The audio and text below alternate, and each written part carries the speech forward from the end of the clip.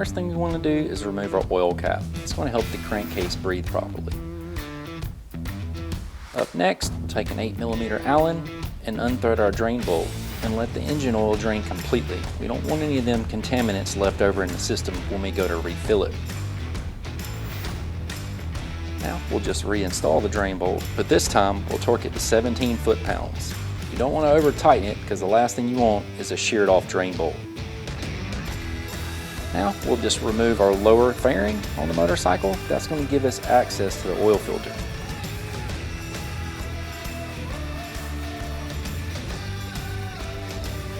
Now, using an oil filter wrench, we'll just go ahead and unthread the oil filter.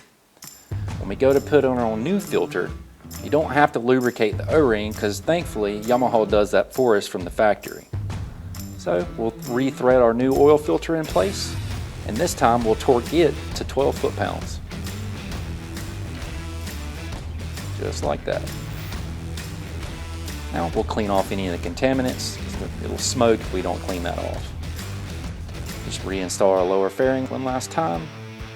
It's held in place with two 8mm Allens.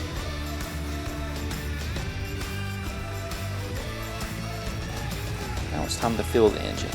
This particular unit holds 4.2 quarts of Yamalube 1550.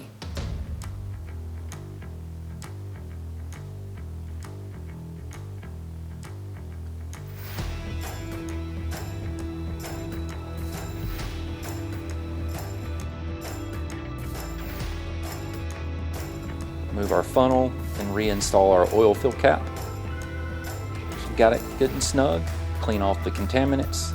And now we're going to start the engine up, let it idle for a few moments, and then shut it off and let it sit for a few more moments. And now it's time to check our oil level. Our oil level looks great. It's time to hit the road.